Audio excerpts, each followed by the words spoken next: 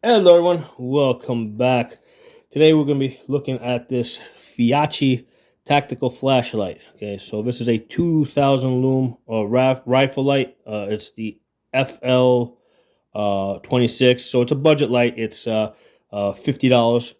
Okay, so we're going to be mounting this on a rifle in the next video and doing some night shooting with it. But I wanted to just show you everything that comes with it, because it comes with a whole bunch of stuff that we're not going to get to see once we go outdoors. So let's get everything out of the box. When you have something that comes with like so many features like this, people tend to, a lot of times we'll use some features but not use other features. So I thought that I should do I should just show you everything that comes with it, and then later on I'll show you guys how I end up using this. Okay, so Feyachi tactical flashlight, FL26, 2000 looms, $50 light. Okay, so I did have this open last night. So you do have to charge it, right? It comes with a charge. I don't think it's a full charge, because basically I charged it for, I think it was about 3 hours, right? So it'll go, basically this will light up red when it's charging, and when it has a full charge, it'll light up green. They give you a USB cable that basically plugs in over here. So it's a type C, right? It plugs in there, right? And then you basically just plug this into a cube, and you just keep it plugged until it goes green. Okay, so with these tactical flashlights, the batteries, they tend to go through batteries really quickly, and it can become very expensive. So it's really nice that this has a rechargeable battery. Here, let me open this thing up and I'll show you the type of battery that it has. So this is the type of battery that it has. There's a rechargeable battery. It looks like it's proprietary, like specifically made for this light. Okay. So let's put you back over there.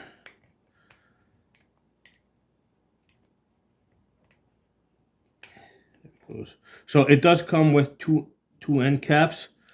This one is a button cap, and then in here, okay, it has it does have the pressure pad switch as well. Okay, so you do have a choice. I think I'm going to be using it mostly with the tail cap, and I'll explain to you guys why in a bit. But yeah, first let's just go through everything that it comes with. Okay, so it comes with rechargeable battery, comes with the charging cable. One of the things that I really like about this, it's like, as far as mounting it, it is very flexible, right? Basically they give you this mounting ring, and then they give you this, because you can basically mount this directly onto the light. Oh, let's take this apart. So I don't think you need that. I think that's just to keep it from getting crushed. Put that over there. You are going to need this. So that slides in over this. And then this slides in over that. Like that, right? And then there's a bag of screws. There's 2 bags of screws. They got screws that will go there, and then they got m-lok screws. So if you wanted to, you could mount this by m-lok, right? You can see how it's got m-lok. You can mount this directly onto your rifle, or you can use this offset, right? So the way this would work is that would mount onto that, and then this allows you to push it forward. So this is something that in the other rifle lights that I have, like, it doesn't come with this offset. Okay, so one of the things I like about this is that in this setup over here, it not only pushes it forward, it also lifts it up. So usually what I have to do with these rifle lights is, a lot of times I have to like my stream light, for example, it doesn't lift up. It's just like off to the side like this. So my sling is on the left side. So if I put this on the left side and try to like just activate this with my thumb, right? Because it does, even though it comes with the pressure pad, a lot of times, you don't want to mount. Sometimes you may not want to mount wires and you know, zip tie them down, you know, you may want to have the ability to get the light on and off fairly quickly. So the problem is that if you have the light that mounts like directly, let's say at the 3 or the 9 o'clock position, well, if you try to mount this on your sling side, it's going to interfere with your sling. So with this being raised up and also pushed forward, right? Okay, I foresee the ability to like mount this on my sling side, right? Push this forward and still be and it for it, you know, still activate this with my thumb and for it to not interfere with my sling. Okay, so that's because you can raise it up and push it forward. So this is pretty cool that they give you all these different mounting features. And the other nice thing about this is that you can just use this as a flashlight, right?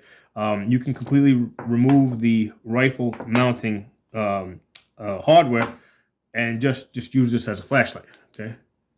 Okay. So I on my Streamlight, it's got mounting hardware built directly into the body of the light. So if I try to stick it in my pocket or something, you know, it's gonna kind of stab you in the leg and stuff. So if you remove the mounting hardware with this, you basically just have a normal flashlight that you can use. So that's a cool feature. Now this this does rotate here. That allows you to change the focus. Yeah, actually, let me lift it up. Put you guys on the wall over there. Hold on for a second. So we are going to get this outdoors and do some night shooting. So there's a button switch here. There's actually like 2 switches in the back, right? You got this switch here, which is basically on off. And then you got this switch over here. If you hold this switch down, that gives you, try to get this into light. If you hold this switch down, that gives you like a max blast. Okay. Now obviously it's daytime now, then it goes off. Okay, so you can rotate this to get a different focus, right? So that's a more narrow beam, that's a wider beam. Okay, so you can adjust this with the rotation. Let's go to max blast. Okay, so there's your narrow beam, that's your wider beam. That's a very wide beam. That's a really narrow beam right there. Okay. All right, so let's bring you guys down. So like I said, I'm going to the focus of this part of the video is just to focus on all the different things that this comes with. Okay, so you got lots of mounting hardware. So this is very flexible, right? You can put it on the left side, right side, lift it, raise it up, you know, raise it down, right? You can offset it left, you know, so you got a lot of flexibility because of the mounting hardware. And that's kind of like, I kind of wish some of my other lights had this flexibility. So let's see, we got here the pressure pad. So let's get this aside for a second. So as far as mounting the pressure pad,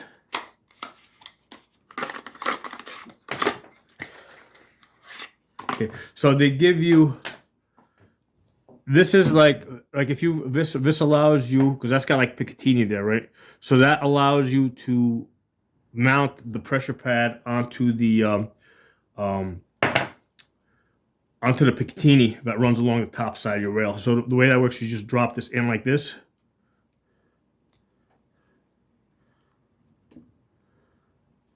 And then you bring it up like that. Okay. And then that mounts onto the Picatinny slots that run on your top rail. Okay. So you got that. And then the other thing I like, I've never seen on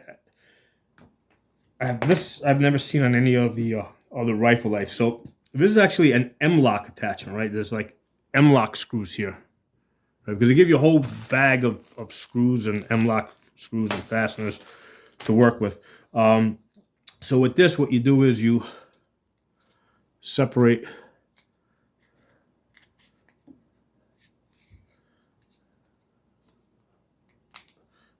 this out over here, right? So you do the same thing over here. You drop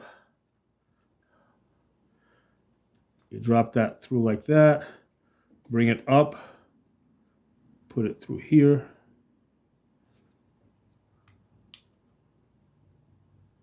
That, and then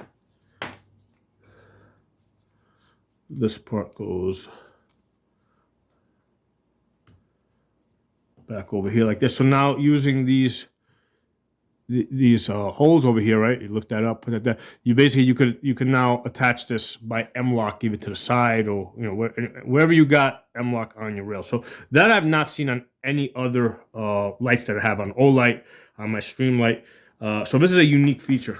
I kind of like this feature.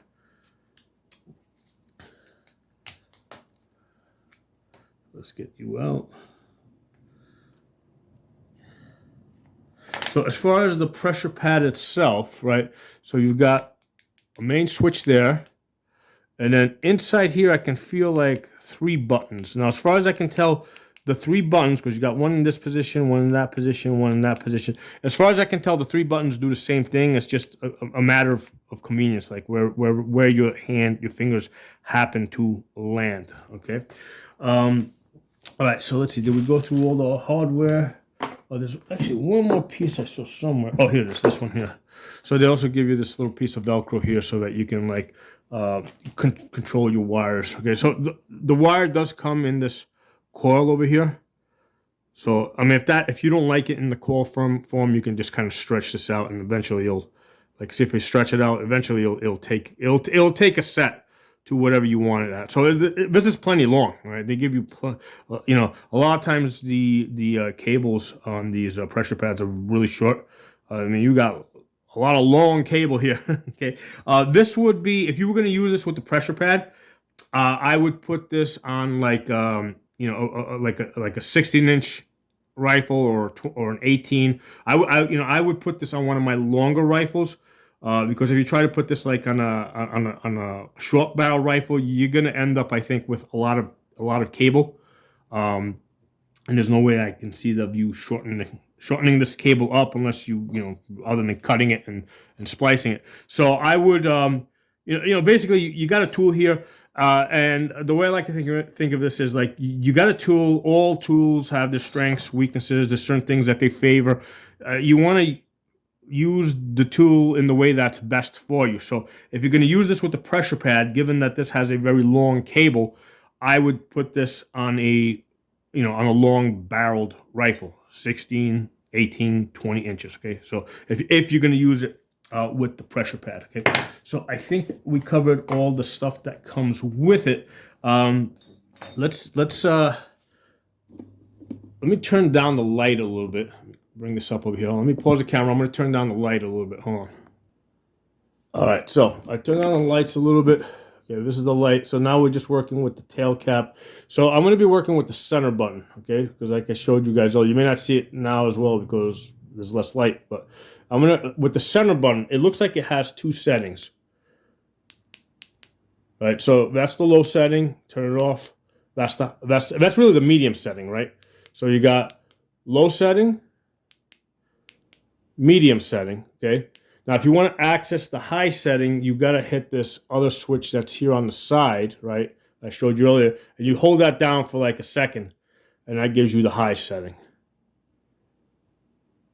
Okay, and then just hit it once, turn it off. Okay, so hold it down for like a second, that gives you a high setting. Click it, it goes off, and then hold it down for a second, and then if you rotate this, you can change the beam. So that's a wide beam, this is on the high setting. That's a narrow beam. We're going to do this outside at night. But like I said, when I'm doing this outside in the dark, you're not going to, there's no way you're going to be able to see what buttons I'm hitting. So that's why I kind of needed to do this indoors with a little bit of light. Okay. So let's, hold on, let me put the light back on. I'm going to put the pressure pad on now. Let me bring it up. All right. So let's see. So when you press the main button here, that's the low beam. That's the medium beam. Okay. So high beam. Oh, I'm sorry. That was medium beam. Low beam. Medium beam. Low beam. Okay. Yeah. Obviously at night outdoors it's gonna be brighter. So the one that stands out over here, that toggles between this one over here. That toggles between your low and your medium. Okay, to get to the high one, you got to go back here in this area over here, and you got to hold it down for like a second, and then click it off. Okay, so hold down for a second, it'll go on, and then click it off. So you do have to, in order to access the high beam, you do have to hold it down for like a second. Okay, and that was the same thing with the end cap, right? In order to access it, I had to press that little thing there that stands out on the side, and you got to hold that down for a second, and then you can click it off real quick. Okay, so yeah, so it works the same way on this pressure pad. Okay, so this section over here, you got to hold this down for a second to get the high beam on,